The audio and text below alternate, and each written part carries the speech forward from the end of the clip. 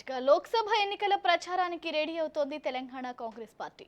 Assembly ఎన్నికలు ఇచ్చిన ఉత్సాహంతో లోక్సభ ఎన్నికల్లోనూ భారీ విజయం సాధించాలన్న లక్ష్యంతో ముందుకెళ్తోంది.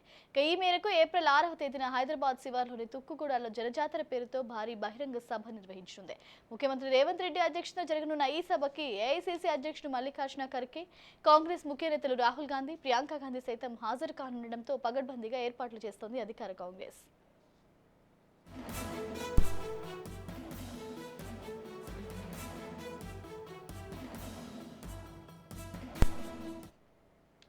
తుక్కుగూడలోని 60 ఎకరాల విశాలమైన మైదానంలో జనజాతర బహిరంగ సభ జరగనుంది. వాహనాల పార్కింగ్ కు సుమారు 300 ఎకరాల స్థలాన్ని కేటాయించారు. ఈ సభకు ఆదిలాబాద్ మొదలు అలంపూర్ వరకు, జహీరాబాద్ నుంచి భద్రాచలం వరకు అన్ని గ్రామాలు, పట్టణాలు, నగరాల నుంచి ప్రజలను పెద్ద ఎత్తున తరలించడానికి ఏర్పాట్లు చేసుకుంటున్నారు. కనీసం 10 లక్షల మంది జనజాతరకు హాజరవుతారని కాంగ్రెస్ పార్టీ అంచనా వేస్తోంది. ఈ నేపథ్యంలోని సభా ప్రాంగణాన్ని సందర్శించి ఏర్పాట్లను పరిశీలించారు డిప్యూటీ సీఎం పట్టి విక్రమార్క. ఎంత పెద్ద మొత్తంలో ప్రజలు తరలి వచ్చినా ఎటువంటి లోటుపాట్లు జరగొద్దని అధికారులకు ఆదేశాలు జారీ చేశారు. మేనిఫెస్టో విడుదలతో పాటు దేశం మొత్తం జనజాతర సభ వైపే చూసేలా ఉంటుందన్నారు.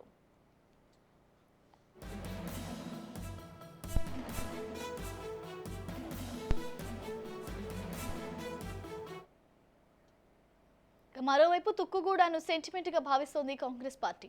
అసెంబ్లీ ఎన్నికల్లో ఇక్కడి నుంచి ఎన్నికల సమరాన్ని ప్రారంభించి విజయం సాధించడంతో ఇప్పుడు జనజాతర సభతో హిస్టరీ రిపీట్ అవుతుందంటున్నారు. మరోవైపు తుక్కుగూడ సభ తర్వాత కాంగ్రెస్ మరింత దూకుడుగా ముందుకెళ్తుందని భావిస్తున్నారు ఆ పార్టీ శ్రేణులు. ఓవరాల్ ఇదే అంశానికి సంబంధించి మరిన్ని అప్డేట్స్ మా ప్రతినిధి విక్రాంత్ అందిస్తారు. Vikrant, over to you. రేపు సాయంత్రం కూడా జనజాతర పేరిట కూడా తుక్కుగూడలో హైదరాబాద్ అనుకున్నటువంటి తుక్కుగూడలో కూడా జనజాతరకు సంబంధించి కూడా పెద్ద ఎత్తున ఏర్పాట్లు ఇప్పటికే ముమ్మరం చేశారు. రేపు సాయంత్రం 5:30 తర్వాత కూడా ఈ జనజాతరకు సంబంధించి కూడా ఏర్పాట్లు చేస్తా ఉన్నారు.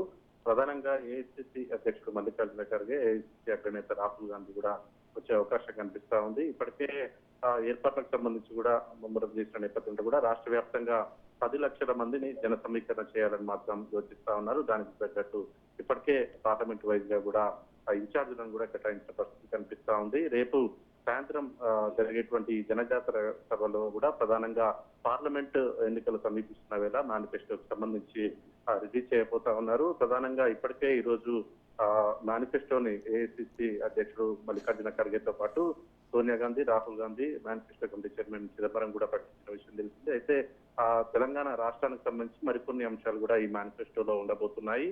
ప్రధానంగా రాహుల్ గాంధీ అటెండ్ అయ్యే ఈ జనజాతర సభకు మాత్రం పెద్ద ఎత్తున జనాన్ని మొబిలైజ్ చేయాలని ఇప్పటికే రాష్ట్ర పిసిసి అధ్యక్షుడు సీఎం రేవంత్ రెడ్డి కూడా నిర్ణయించుకున్న నేపథ్యంలో కూడా 10 లక్షల మందికి పైగా కూడా హాజరయ్యే అవకాశం మాత్రం కనిపిస్తా ఉంది. రాష్ట్రంలో ఉన్నటువంటి 17 పార్లమెంట్ స్థానాలు ఉన్న నేపథ్యంలో కూడా 14 పార్లమెంట్ స్థానాలకు తగ్గకుండా గెలిచి ఏఐసీసీ సోనియా గాంధీకి గిఫ్ట్ ఇవ్వాలని రేవంత్ రెడ్డి ఆలోచిస్తా ఉన్నాడు. దానికి తగ్గట్టు కూడా ఇప్పటికే 17 పార్లమెంట్ స్థానాలకు సంబంధించి 14 పార్లమెంట్ అభ్యర్థులను కూడా నిర్ణయించిన పరిస్థితి కనిపిస్తా ఉంది.